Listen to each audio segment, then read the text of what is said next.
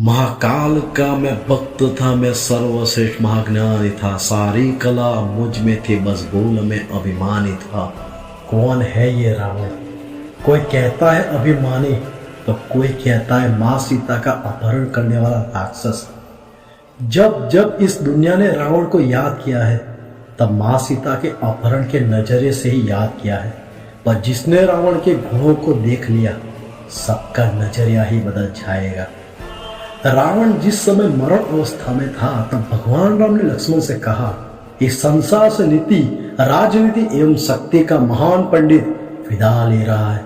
तुम उसके पास जाओ और उससे जीवन की कुछ ऐसी शिक्षा ले लो जो कोई और नहीं दे सकता। जब लक्ष्मण रावण के पास गए तब रावण ने जो उपदेश दिए वो मैं आपको आज बताऊंगा, जिनको अगर जीवन में आपने उतार लिया तो श्रेष्ठता आपके कदम चूमे। पहली बात, शुभस्य शीघ्रम, किसी भी शुभ काम को करने में ज्यादा देरी मत लगाओ और अशुभ के बारे में ज्यादा मत सोचो।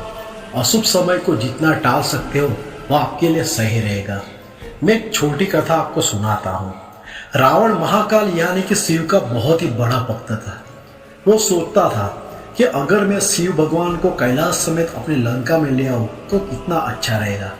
और वो एक दिन शिव भगवान को लेने के लिए चला जाता है और जब वो कैलाश पर्वत को अपने हाथों से उठाता है तब शिव भगवान अपने पैर के अंगूठे से कैलाश पर्वत को दबाते हैं और कैलाश पर्वत के नीचे रावण का हाथ आ जाता है।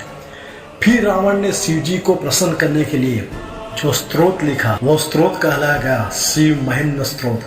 दूसरी बात, शत्रु को कभी छोटा मत समझो। रावण ने कहा है कभी भी अपना शत्रु को छोटा नहीं समझना चाहिए, बस समय का फायदा कब उठा ले इसका आपको भी कभी पता नहीं होता। तीसरी बात, कोई तुच्छ नहीं होता। रावण कहता है मैंने ब्रह्मा जी से वरदान में मांगा था कि मुझे मानव और इंसान के अलावा कोई मार न सके। यह मेरा वहम था, मैं उन्हें छोटा समझता था, लेकिन यह मेरी सबसे बड़ी भूल थी। आज मेरी मृत्यु एक इंसान के हाथों से हो रही है। चौथी बात, पराय स्त्री पे कभी बुरी नजर मत डालो। हमें कभी भी पराय स्त्री पे बुरी नजर नहीं डालनी चाहिए, क्योंकि पराय स्त्री पर बुरी नजर डालने वाला इंसान नष्ट हो जाता है। अरे लोग स्त्री की इज्जत और गरिमा को तार तार करते हैं तो उनसे तो अच्छा रावण था जिसने माँ सीता की गरिमा को अखंड रखा था। सीखने वाली ये बात है हमेशा स्त्री का सम्मान करें। पांचवी बात, खुद के बल का दुरुपयोग कभी न करें। खुद के बल का दुरुपयोग कभी नहीं करना चाहिए। घमंड इंसान को ऐसे तोड़ देता है जैसे दांत किसी सुपारी को तोड़ देता है। छठी बात, अपने राज को किसी को न बताइए। अपने जीवन से जुड़े राज को यथासंभव गुप्त ही रखना चाहिए। उसे किसी भी व्यक्ति को नहीं बताना चाहिए, चाहे वह आपका सबसे प्रिय क्यों ना हो। यदि वह रहस्य किसी के सामने आ गया तो उसका जीवन पर बहुत बुरा प्रभाव पड़ सकता है।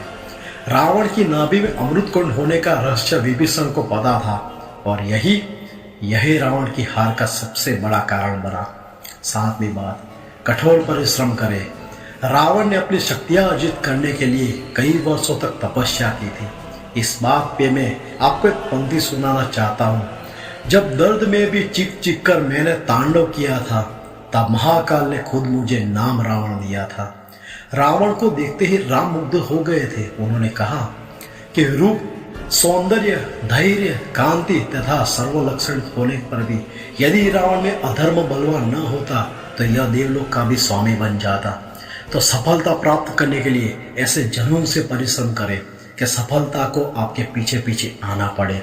जब कलयुग अपनी चरम सीमा पे है तब खुद की बुराइयों को जलाने की जगह केवल रावण के पुतलों को जलाने वाले को रावण कहना चाहता है कि हाँ मैंने बुराई को जन्म दिया, मैंने अपनी ताकत पर घमंड किया, मुझे एक नहीं साल में 1000 बार जला दो।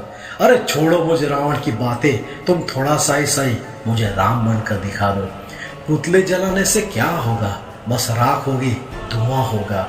झांक कर देख अपने गिरेबान में, ये रावण तुझसे कहीं अच्छा होगा। जय श्री राम।